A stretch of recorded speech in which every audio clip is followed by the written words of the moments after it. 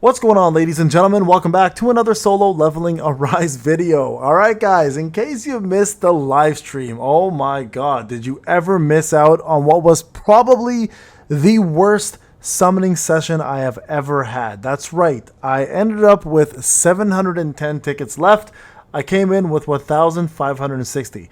And I can tell you guys right now, I only got 3 Stormbringers from the weapon banner. I had to actually switch over to this banner, which actually ended up giving me way more Stormbringers than the weapon banner. I can't even explain this to you guys, but I got majority of them from here, and it made absolutely no sense that the weapon banner was not giving me what I wanted. Instead, it had to come from this banner instead. It was just the wildest experience I've ever had from a summoning session. But if you are interested in watching it, please go check it out. It was hilarious and also very sad at the same time because it hurt my soul completely, like, and utterly. So let's talk a little bit about Stormbringer. What do you guys need to know about it?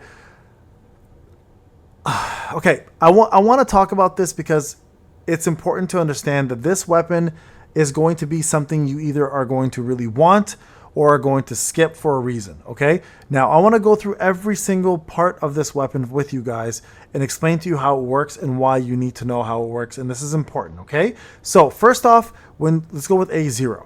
When Jinnu uses Hailstorm, it doesn't trigger a critical hit, okay? So this skill will never do a critical hit. Just so everyone is aware, don't be shocked. I'm gonna move my face on this side. It does not crit with the main skill, all right? It does decrease damage, it does increase damage by 120%, but SJW's precision drops by 24%. Now, sealed power is something you'll see as soon as you enter the battle. This will be a buff that you'll see instantly, and I'll show you guys this real quick, okay? Now, if you have 299 at strength rather than 300, and the strength I'm talking about specifically, guys, is the stat here, okay? This is the stat they're referring to.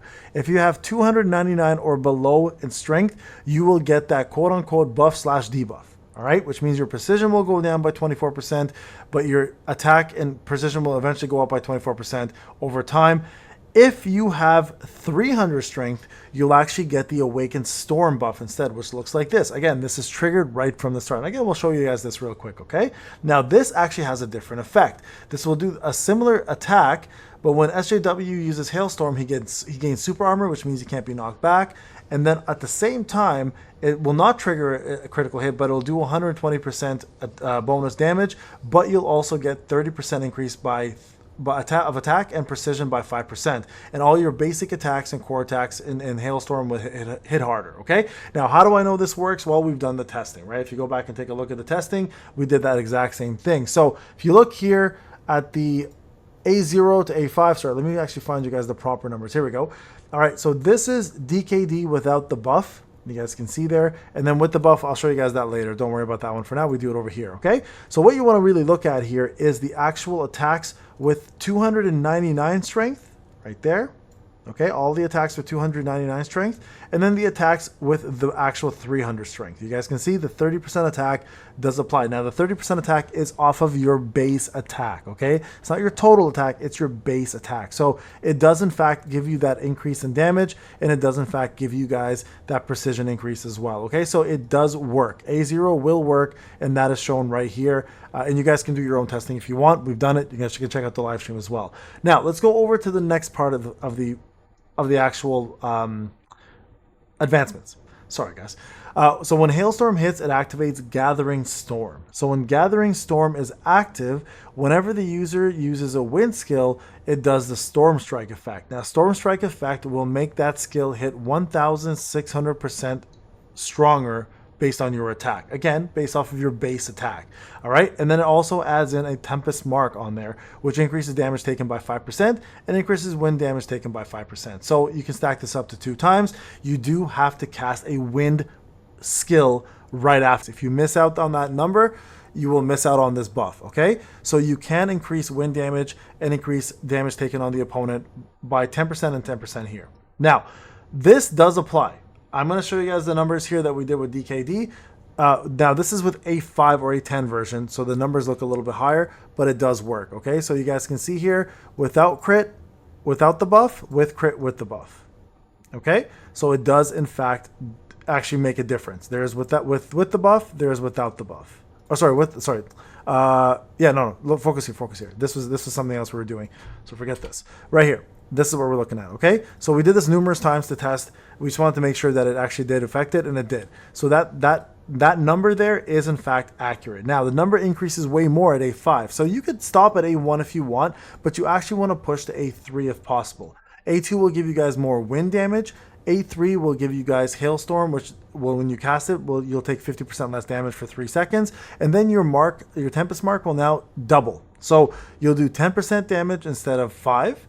And then this is tripling. You'll do wind damage by 15. You can actually turn that to 30 and this to 20 with stacking it twice. Same thing applies. You have to actually do another wind skill to make this apply, okay? Now, A4, of course, will make the decrease of hailstorm go down by 20%. And then lastly, storm strike increased will be 3,200% instead of 1,600%. So that again is definitely working. We checked that and the numbers do add up. And not only that, you're also going to get 25% of your MP back, but keep this in mind, Tempest Mark will stay the same in terms of its debuff. Now, the question, is it worth summoning? So I will tell you this.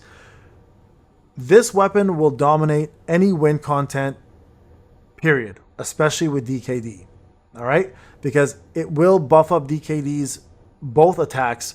Because DKD attacks so quickly, you will get that extra 3,600 bases off your base attack, and it will do a ton of damage. And we saw this and we showed it, and it actually does work.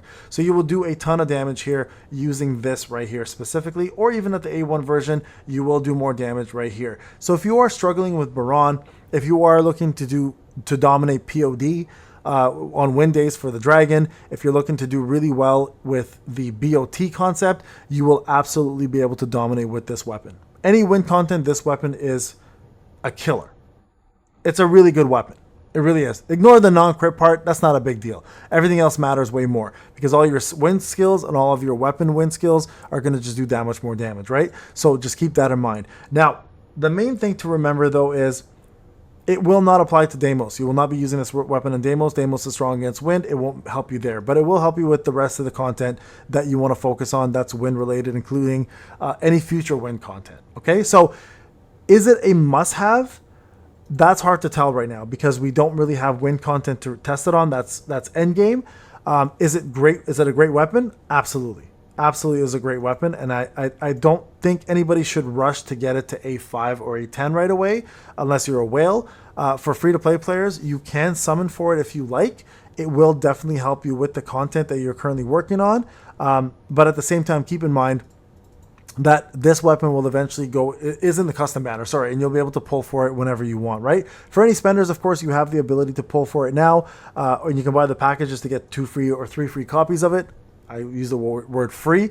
It's available, but I just want to show you guys how it works. Okay, so let me just kind of go into a game mode and show you guys kind of how the battle works. So you guys can see right down there, I have the buff, right? It's the green one. It's the 4th buff. It's instantly active, which means all my skills are going to do 30% more damage, and I'm going to have 20 more precision, right? That part works. Okay, so watch this. Now, I'm going to go ahead and cast the skill, and you're going to see the debuff on the opponent. All of a sudden, you'll see the buff on me as well for the storm. Okay, watch. There's the storm buff right there, and now I can do DKD and then DKD here.